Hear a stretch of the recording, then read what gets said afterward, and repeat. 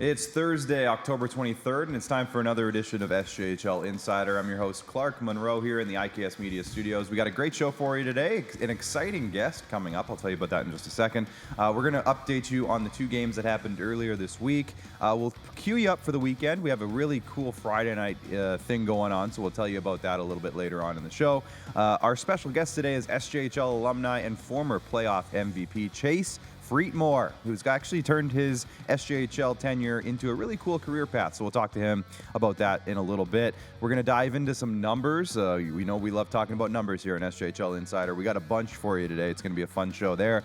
So we'll deep dive into your favorite teams and what certain stats mean for them, and then we're going to look ahead to the upcoming weekend. We got to thank our sponsors to kick this show off, of course, and that starts with Cantera Seeds, Canalta Hotels, Capital Auto Mall, SGEU, Sask Lotteries, UPL, Chevrolet, Great Western, SaskTel, RBC, Saskatchewan Construction Safety Association, and Vaterstad. And to talk about everything today and more, and Chase Friedt-Mohr, I should say, Jamie Neugebauer is joining me today, of course. No surprise there, but Jamie, today is the eve of the World Series, and I know that you and I are both pretty excited about that happening, and the show is not about that, I promise you. It could but Trey Savage, just before we went to air today, as announced as the Game 1 starter. Oh. So what are your initial thoughts on that? Well, I like Game 1 better than Game 2. Yeah, and sure. I like Game 1 better than Game 3 or 4 for different reasons. But look, he's shown time and time again that the moment doesn't get to him. And, you know, he got those big double plays, so he's been able to get in trouble and get out of it too. So, right. You know, it's kind of cool. Like, I'm trying not to feel, and you could tell me, this is the last thing I'll say, you could tell me if you feel like this World Series is kind of like a free hit for the Blue Jays, they're that big of an underdog, or do you think they actually have a chance? No, I think they actually have a chance, for sure. I feel like it's definitely a free do. There's some magic around this team, and I think that's not, that can't be discounted. If they get obliterated, it doesn't take anything away from them. The stat I heard the other day that gives me so much hope and so much. Maybe I'll be let down by this, but the stat was, I think there's been like 4 teams in history that were down 0-2 in their championship series, came back to win that series, and they're like 4-0 against the other team after doing that. So I feel like I'm going to go with that. There you go. But gentlemen in the back, we might as well hit it off now. It's time for the hat trick. So, of course, there's been a couple of hat tricks scored this season. We're going to talk about some goal leaders. We're going to talk about numbers. We're going to do a whole bunch of stuff today, Jamie. But first, let's take a look back in our Sask Lotteries Look Back segment and talk about Tuesday's games. On the Elk Ridge scorecard, you can see the Nipawin Hawks had a great game, winning 7-3 over La Ronge, a very complete game. And the Humboldt Broncos, they were down late. And they came back to win in a shootout at home over the Kindersley Klippers in a very big Nutrien Division matchup there. So let's just quickly chat about those two games, Nugsy. Obviously, Nipawin, they had a tough weekend leading into this game. They came back and they played a very solid game against a team that definitely they should have beaten, but at the same time, it was a very good game overall for the Nipawin Hawks. Well, nothing's ever should beat really in this whole league. I don't think. Fair. I mean, you know, from between La Ronge and Warman being at the bottom, they've played pretty well for 11th and 12th place teams. That all being said, you know, you stack the rosters together. I see what you're saying. You know, the first story for me from this one is Carson Park, the 2009 birth year, the highly touted prospect of the Brandon Wheat Kings. I was joking with Tad Kozin after I was watching some of the film, and I was like, man, you should just sign this kid right now. I mean, he's a 2009 call-up, but, you know, Warman has an 2009, and Carson Park looked, you know, just as good, maybe better than Mason Moreland. So, you know, really impressive debut for Carson Park. The Hawks, you know, we knew they had goals in them. I'm very interested to talk to Tad Kozin tomorrow on the Friday Night Spotlight to ask him, you know, whether he feels, you know, better about the fact that they're keeping pucks out and maybe whether they're flying in more. I don't know if you have any thoughts about whether you would be more concerned or more excited about, you know, being better at defense and maybe a little worse than offense. You thought, I don't know which one's better, but it's obviously still early. But either way, big win for Nipawin. Yeah, I think to your point, to your question, I guess, to your prompt, we'll call it. I think just when we look back from last year's momentum that Nipawin gained at the end of the season, the second half, the back half of the season, and we look at how many top teams that they beat, and they were just like so hard to play against every single night. Yeah. Even when they lost games, it was close. They kept those big teams down. They were able to stay on their level, and I think that they took that from last year. And you have to remember that. They have a ton of returning players, but they're still generally fairly young. There's a lot of 07s on that team, which are 18-year-olds this year. They still don't have a full batch of 05s. Like I still think they could add a couple 05s for 20-year-old players. So when I look at how they played last year, I think they're carrying that style and that team system from last year into this year. And I think over the course of the season, we're going to see that offensive production really pop off. It just maybe hasn't quite gotten there yet, but they have all the guys to do it. You see Connor Watson, he's potting in goals all the time. Finley Radloff and Eric Hoynes, guys we probably expected to maybe lead the team in points or goals or be at least in the mix, have not done that yet. So those guys still have opportunity to really pop off. So I think that it's just, I think you would agree with me here, Nugsy, but it's just a team with a lot of guys who can do it. And when that happens, nobody can score 2 goals not every guy can score 2 goals every night. No. There's a lot to spread around. So I think once they find their balance, once they nail down the line combinations, once those guys' chemistries start popping off, I think it's just a matter of time before the offensive numbers really explode. But their power play, and we'll talk about the power plays and stuff shortly, but their power play has been fantastic. So I think there's a lot of positives there. Yeah, I mean, you look at the top 10, and the last thing I'll say about it is, you look at the top 10 in scoring in the league right now, there are no Nipawin Hawks. And obviously they're 8-3 on the year. That's good. That's a good record. Tad Kozin will take it. It is great news for the Nipawin Hawks that there's not 1 or 2 guys that you have to key on. You don't sort of say who's the top pairing matchup going to be. Probably Connor Watson's line right now, and Carson Park played on Connor Watson's line in that game. Right away, no pressure kid, and he handled it obviously. But if you match them up, then you have to deal with everybody. So. It's a great situation that Tad Kozin has right now. Yeah, for sure. And you said 8-3. That includes a 2-game weekend where they lost down south in the Bungie division against Estevan and Weyburn. So take that away. They're 8-1. And I'd say they're rolling pretty well right now. Let's move across to the other game. And you were in the building for this one, Nugsy. Yep. You called this game the Humboldt Broncos sneaking out a win over Kindersley after being down really late. Sneak is the key word. Let's maybe talk about this because we talked about this the other day, Nugsy, you and I, just about how this game was. And I was like, wow, this was a pretty crazy game. And you're like, well, yes, it was crazy, but it wasn't all that sharp. There wasn't a whole lot of sharp hockey being played. No. But tell me about what was going on in this game that what stood out to you? Well, I was obviously I was excited to see this game just because I thought it would be I don't know, a bit of a Royal Rumble maybe, like two heavy teams that don't mind an extracurricular activity. I spoke to Van Egger about the game afterwards, and he said, of course, the veteran assistant captain for the Kindersley Klippers, and he's like, we should have won this game. Like we stopped making plays. We started taking penalties.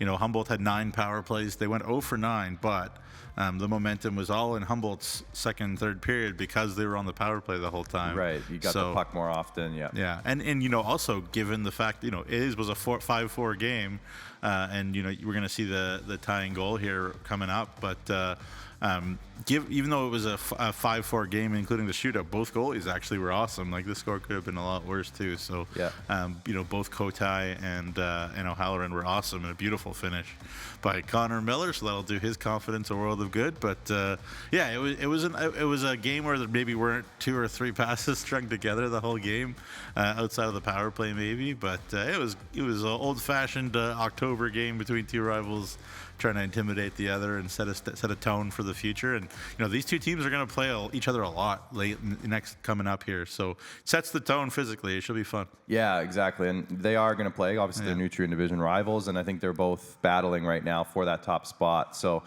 this game is going to it's going to be, obviously both teams got a point at least. Humboldt snuck out that extra point, but it's going to be fun to keep an eye on this one. How unprecedented is this, Clark? Like, Kindersley has played 12 games. 6 of them have gone to overtime. Yeah.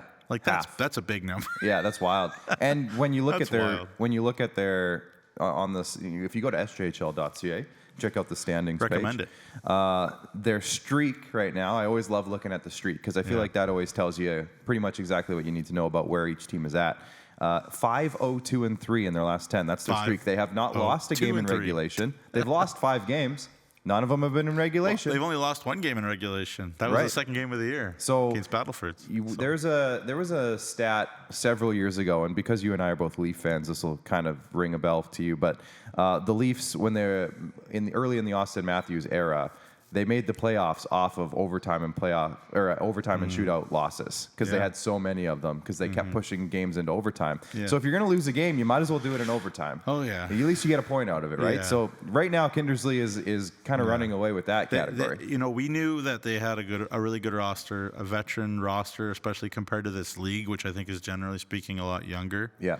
But the sense again I got from Van Egger, who's nothing if not an honest kid, is that they, as good as they've been, they have left points at the table too. For sure. So we'll think about it, and I'm sure they'll be there and thereabouts. Once it's March or whatever. And they'll be in a fine position. I'm sure they are really hoping for home ice advantage. Who isn't? But, we think about some of the points that they've left on the table this time of the season. They count the same. Definitely. So Kyle Schneider and company, I'm sure, have something to think about in terms of trying to get this team to play 60 minutes because that's been a problem. But keeping games close, pushing games into that overtime, and Well, at this terrific.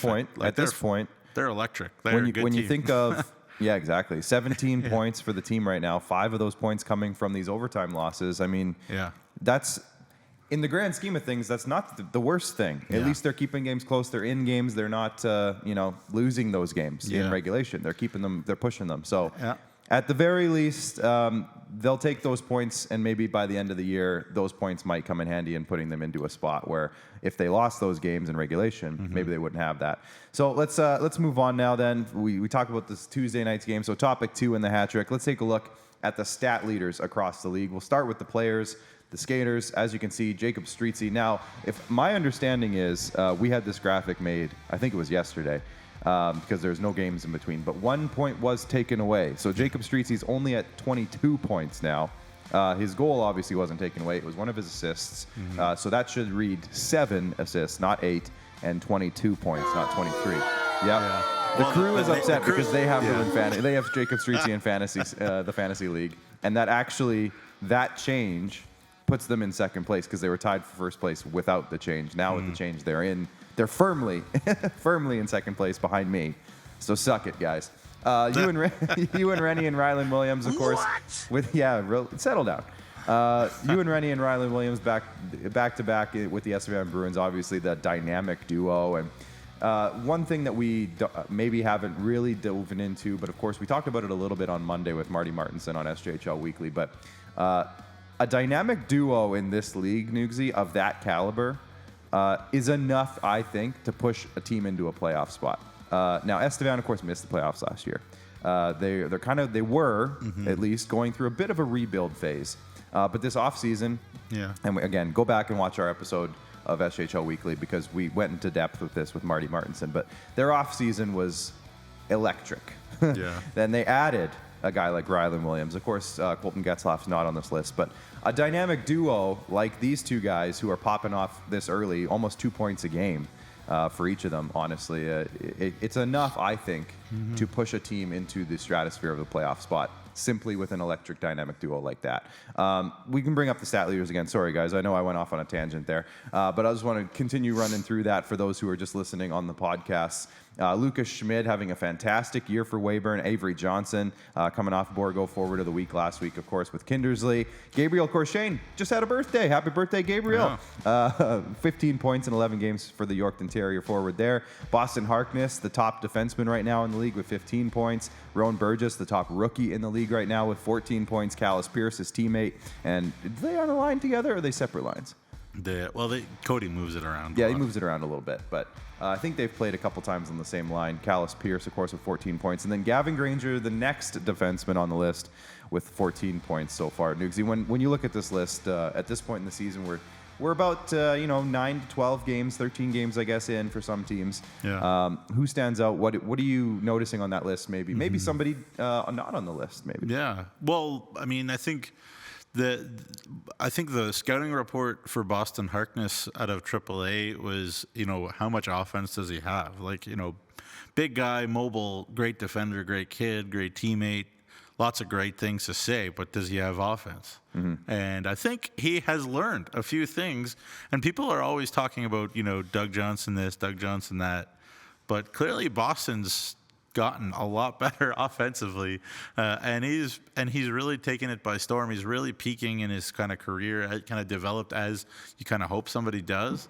And I just really hope that, U Sports especially is paying attention. And I think, the Viking Cup in December for a guy like, Boston Harkness, for a guy like Ethan Andrews even, who's taken a big step forward.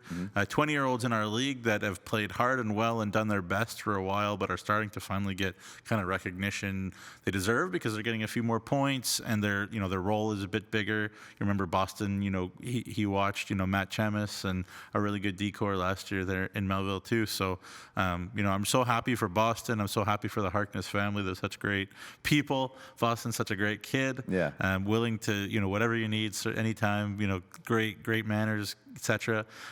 So happy to see, good young men, get rewarded and look good too. So, hey, kudos to you, Boston. Shout out to Boston Harkness.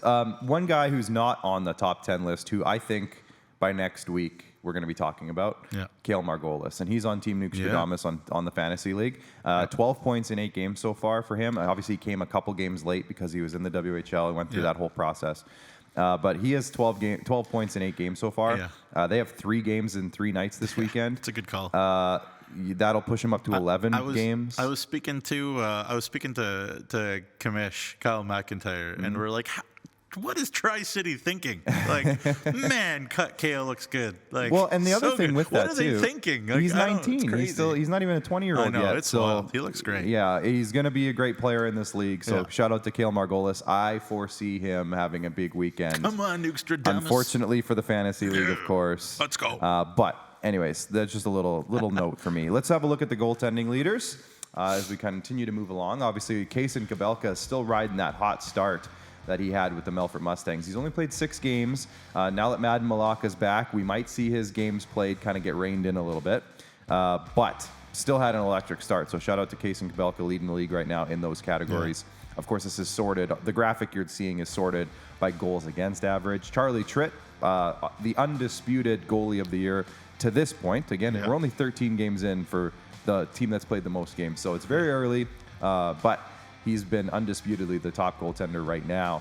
Matthias Radke, he's filled in fantastically with Brett O'Halloran coming into the season a little bit banged up. O'Halloran looked great on Tuesday. But O'Halloran looked really good, according to Jamie on Tuesday. So there you go. That plays well for me because I picked O'Halloran, of course, for my fantasy team. Preston Patino coming off a goaltender of the week nod for the Weyburn Red Wings. He's got a 5-1 record, so shout out there. Caden Serpa for Battlefords. He's played really well in his short stint so far with Battlefords. Devin Peck with Flin Flon had a bit of a rough go lately, but he had a really good start. So those numbers are indicative of how good of a start he had. He's still in the top 6 right now. Then we got the Nipawin Hawks goalies back-to-back, of course, rocking .915 and .914 save percentages with Colton Scott and Gage Roberts, respectively. Griffin Wright with Warman. He's only played the 4 games, but he's put up some good numbers in those 4 games. And then Callum Craig, the starting goaltender for the Yorkton Terriers, rounds out the top 10. Any thoughts on that before we move on to the face-off leaders, Newsy? Yeah, I mean, it's always interesting when there's sort of a three goalie rotation, and Caden Serpa there in Battlefords has done very well when he gets the opportunity. But they have Steel Base in there too, and it's interesting to see what's going to go on there. Obviously, still haven't really seen Eric Kale as well for Warman, but he is still around, is my understanding. So, Tate Timmerman, will he kind of go up at some point for Warman to the Saskatoon Blades?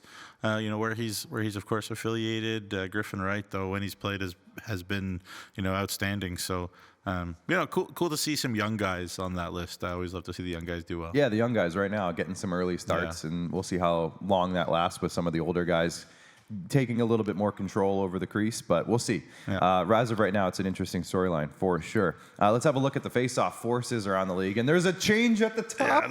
Change at the top. A change at the top. Connor Miller for go. Humboldt has taken over the lead for face-off percentages. Lucas Schmid, of course, who had Lucas Schmid has led the whole season so far up to this point, but he has now dipped a little bit underneath Connor Miller. 64%. It's really too bad that he's only at 64.2%. Evan Auld having a nice season for Yorkton, Cale Margolis for Melville, and then Stein Dostal rounding out the top 5 right now for the face-off forces, Nugsy. The Flying Hawaiian. The Flying Hawaiian, absolutely. So shout out to everybody there. We always love giving a little bit of love to the face-off boys because that is an important and underrated part of the game. But let's have one more thing in topic number 2, and that just kind of rounds up everything we talked about. It's the fantasy league that we put together, of course, with 5 teams. Now, this is wrong or is it wrong? Jacob Streets is at 22 points, right, but is the total right? That's so the Crew were actually were they in first place before this? That's a good question. Interesting. We need to find out. Controversy here today on SJHL Insider. But as you can see, if you're listening on the podcast and not watching, I'll just go through really quick. Jamie's team Neugebauer, is at 89 points at this point. Gabe Corshane leads the way for them. The Crew is led by Jacob Streetsy, of course. They had 98 points. That might be 97. No, this is accurate. That's correct? Yeah, okay, so they're tied for first place. Never mind, Crew. I lied earlier. My apologies. Jacob Streetsy leads the way, though. Old Faithful, which is Jacob Faith's team, of course, led by Jeter Cordy, has 87 points. Jeter Cordy's got 13 right now. Of course, they have a ton of the Flin Flon Bombers who, once that team figures it out and starts putting some wins together, that team's going to hop up a little bit, too. My team, the Money Men, led by Ewan Rennie and Rylan Williams with 98 points, tied for first. And then Benny Walchuk, Benny and the Jets, led by Boston Harkness and Gavin Granger, the 2 defensemen, at 87 points. So it's tight right now, and that could change so fast. So I know I'm tied for first right now, but I'm not boasting because the Crew, they were in 4th place or something coming into this week, and they just got like 10 points on Tuesday. So they're now tied for first. So it changes quick. So I'm not boasting at all. There's only 11 points between last and first. Oh yeah, that's just one good weekend, buddy. So I'm not boasting whatsoever. Stay tuned, folks. It's going to be an interesting. We'll of course keep you updated on that. Do we have the graphic about the changes that we needed to make? I don't think we have a graphic for it, but if you want to maybe mention it. I'll just mention it quickly because there was. Jacob and I didn't draft enough defensemen, and so we did a little swap-a-rooney. So I added Aiden Lang, who I think is a huge future as a D-man there for the Estevan Bruins, and Jacob added Carver Shingoose, who is also an Estevan Bruin. So two Bruins defensemen. But hey, Estevan's young D have answered the bell. I mean, that was the question. Yeah. Could those guys hold the fort? Estevan's defense group this year kind of reminds me of Yorkton's defense group last year so far, where they had like that kind of one veteran guy, and then we weren't sure, and then those young guys really you think about Dahl and Palin and those guys, they lit it up. So there you go. There's the fantasy update for you. Topic 3. Good call. Yeah, topic 3 of the. What is it called? The hat trick.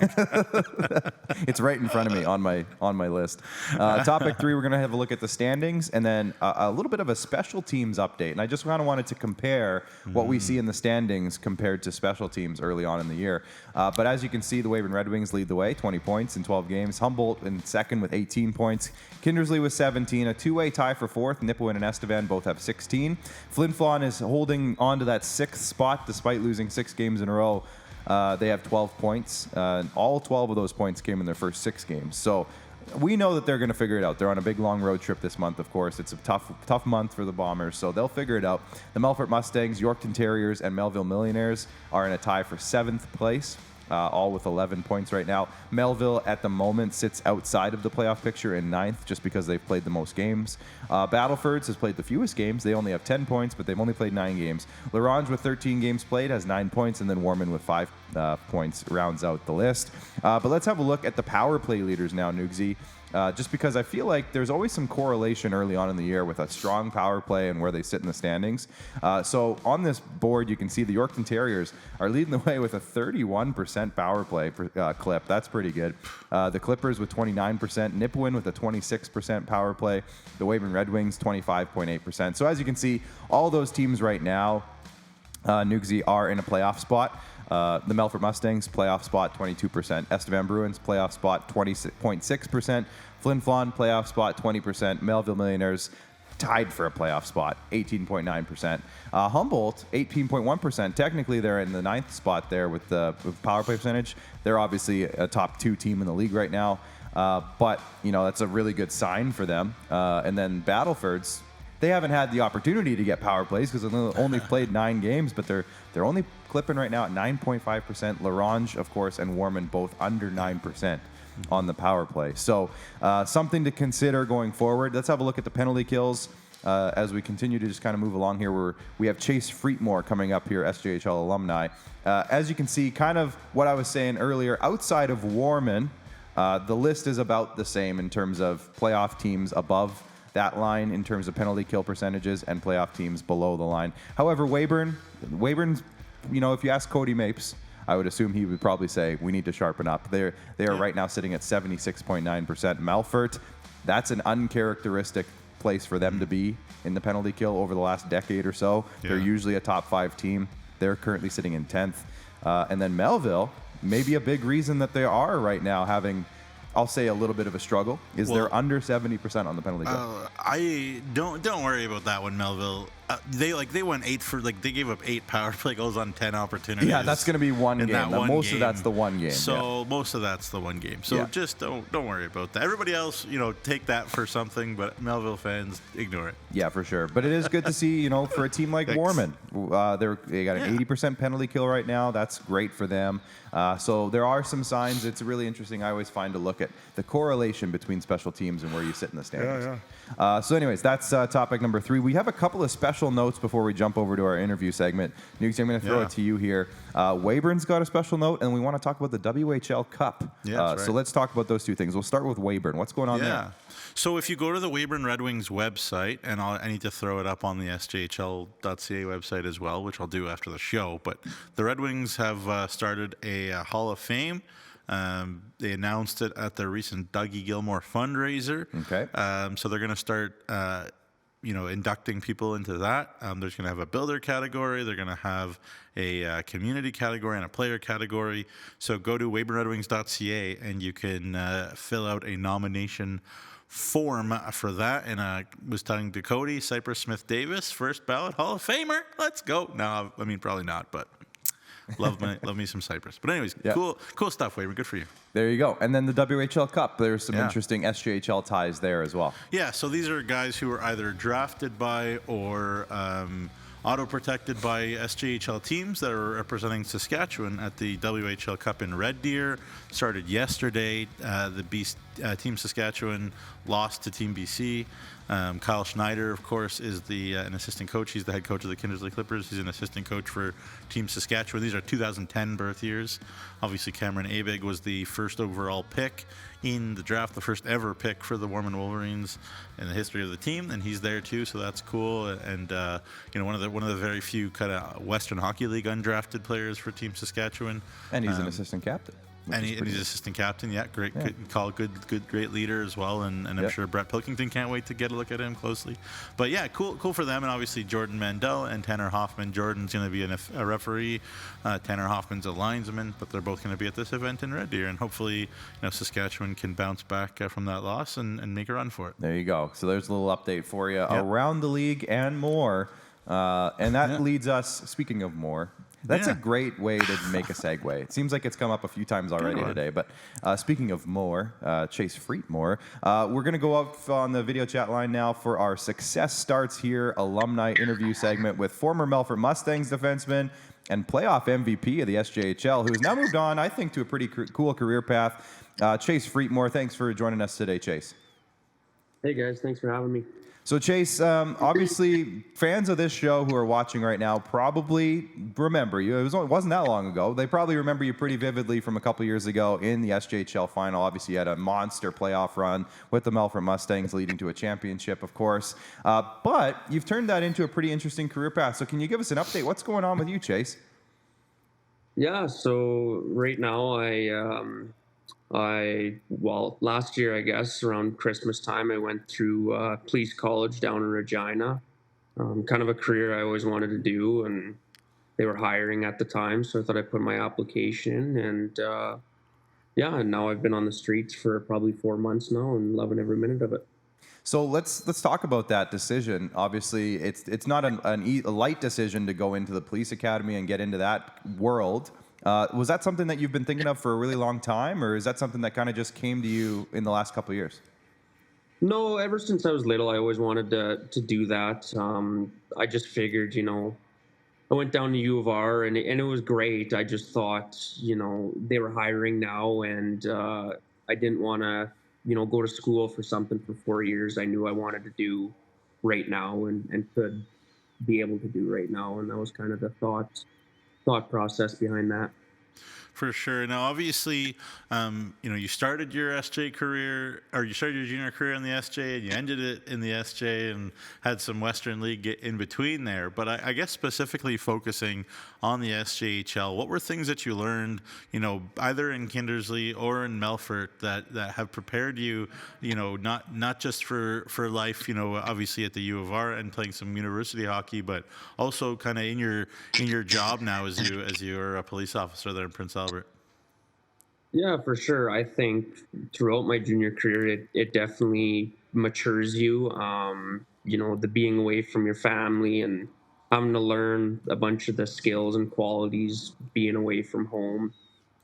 Just being involved in the community and being mature away from the rink too, I think really helped me. And ultimately, the junior hockey, it's a team aspect too, which is kind of forwarded towards policing. So I think all those great qualities helped me move into this career, which is honestly quite similar to a hockey team.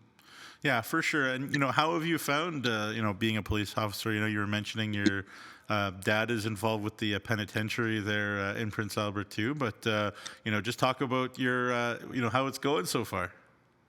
Yeah, it's great. You know what? It's a fun job, and ultimately the community involvement's a huge part of the job. Got great coworkers who I can call friends too, and everything's just been fantastic. Obviously, you got to learn really quick, but it's been a great jump. So you're not completely removed from on the ice. You're also getting involved a little bit in the coaching side of things. Can you tell us a little bit about that?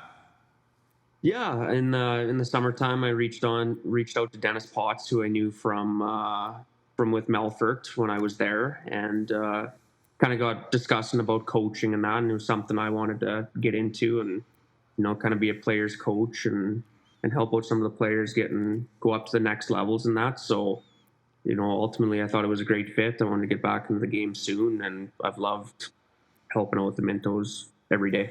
So, yeah, obviously getting involved in AAA hockey, you have a bit of a past in that. What do you remember from your days in AAA, and what would Coach Chase Friedt-Mohr tell player Chase Friedt-Mohr back in the day with the Prince Albert Mintos? What kind of tips could you give that kid back in the day?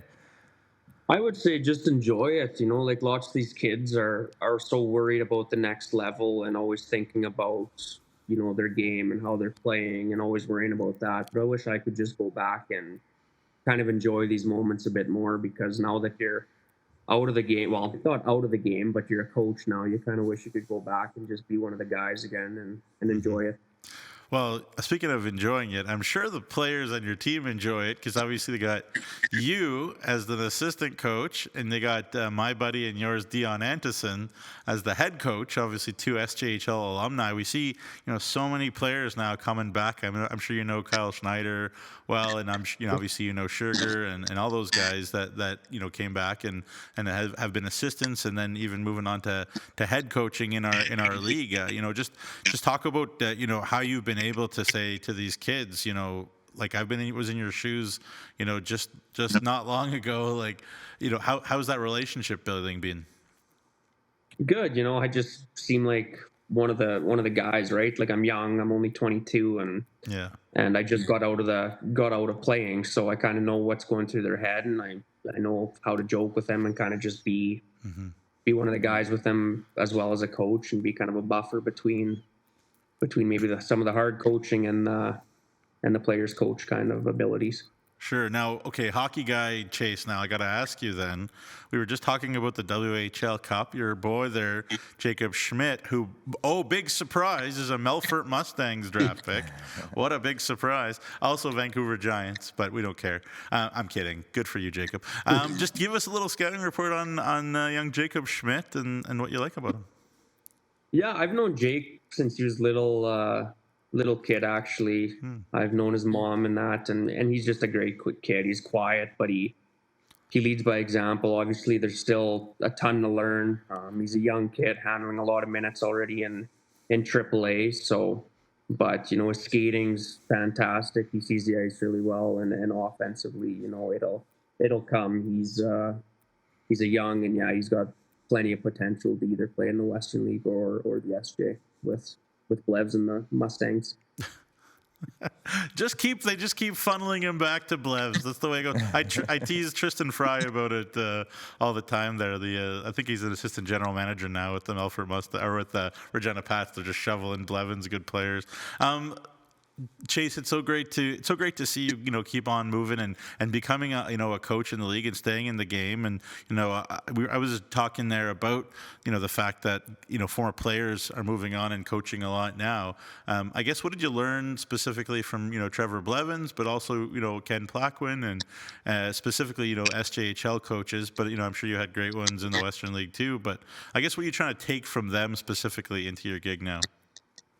I think just Blevins really cares about his players, and that was the big thing I really took away from Blevs is he'd have weekly interviews with players and just ask how things are going away from the rink or just things like that. I really took away from Blevs. I guess he was great with the on-ice stuff and all that, but I think just how he handles himself with his players kind of off the ice is something I'm trying to take away from Blevs.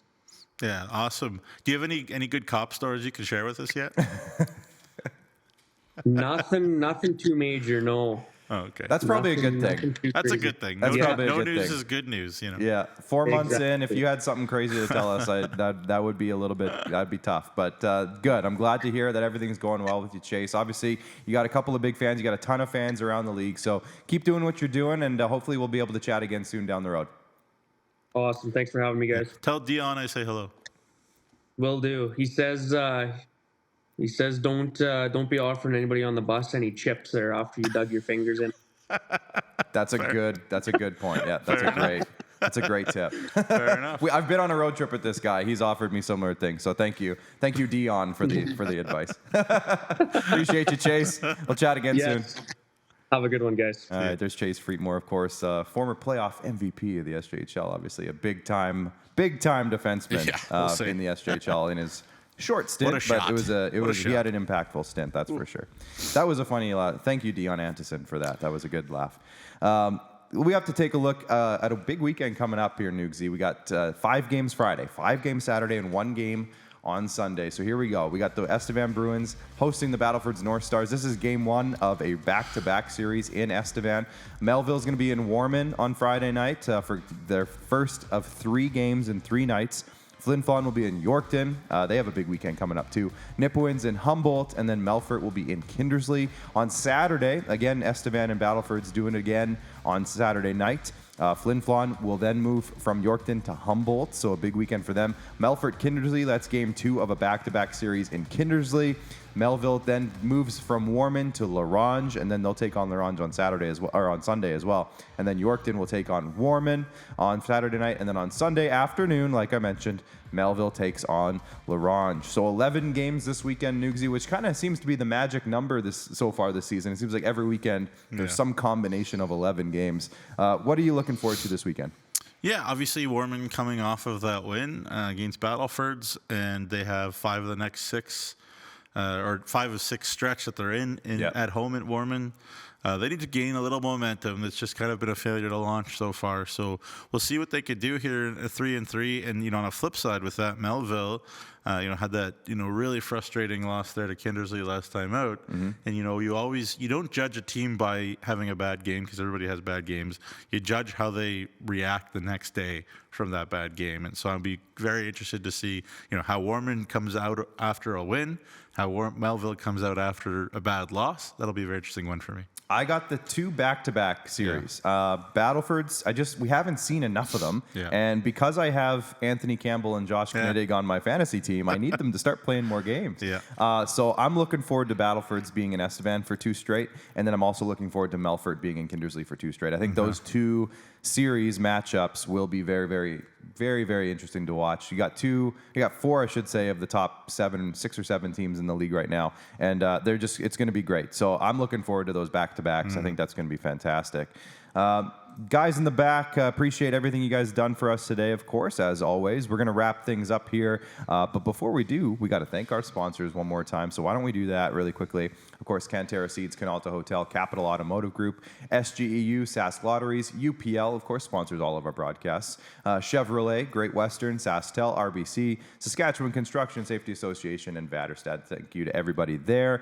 And make sure you follow us on all of our social media channels, of course, Facebook, Twitter, Instagram, TikTok, and over on YouTube. If you're watching this on YouTube, please hit the subscribe button and make sure you get your Flow Hockey subscription now so you don't miss a minute of the action. If you can't make it to the rink one night, you can watch every single game over on Flow Hockey. Nugsy, final thoughts to you, my man. What's on your mind right now? Is it the Jays? Well, yeah. I mean, I just, we obviously have been having these success starts here, interviews. Yeah. A little self-promotion here, because if you don't promote yourself, then who will? Of course. And when? But, every Wednesday, today I had to post it today because we had just too much going on. But I just posted on SJHL.ca a piece that I feel I'm pretty proud of on Kean Bell, the great Kean Bell, Battleford North Stars, who's top 5 in U Sports scoring right now in men's hockey at Acadia. I love talking to Kean. You can ask him such honest questions. He gives you such honest answers. Yep. And so I really enjoyed writing that one and talking to Kean and obviously having him on the show. So make sure you check that out every Wednesday, SJHL.ca. Yeah. The Axemen, Acadia Axemen. Acadia Axemen. In gorgeous Wolfville, Nova Scotia, the Annapolis Valley. Unbelievable. Yeah, of course. So there you go. Make sure you check out SJHL.ca. There's a ton of stuff going on over there all the time, and Nugsy's at the forefront of a lot of it. So make sure you go check it out. And we got more coming. So you might as well just bookmark it and make sure you check it every morning, because there's always something coming on that website. So a big weekend, Friday, Saturday, and Sunday, 11 games. Make sure you get out to the rinks. Enjoy the hockey, everyone. If you get a chance, of course, enjoy the baseball. I know the Riders have a game on Saturday, which I'm going to be at. So I'll have to somehow balance the Rider game, which I'll be at, and even though the Riders game doesn't mean anything. Yes, but I haven't been to a Rider game since I injured my knee and had surgery. Okay. So it's like kind of my welcome back party, and then I'm also going to the West Final as well. So this is my testing experiment to see how good it goes. But it's an exciting one, and either way, it'll be fun. But might leave at halftime. Nice. Just to get back to the baseball game. But either way, it's going to be a fun weekend on a whole lot of fronts. So enjoy it, everybody, and we'll chat with you again on Monday on SJHL Weekly. Bye for now.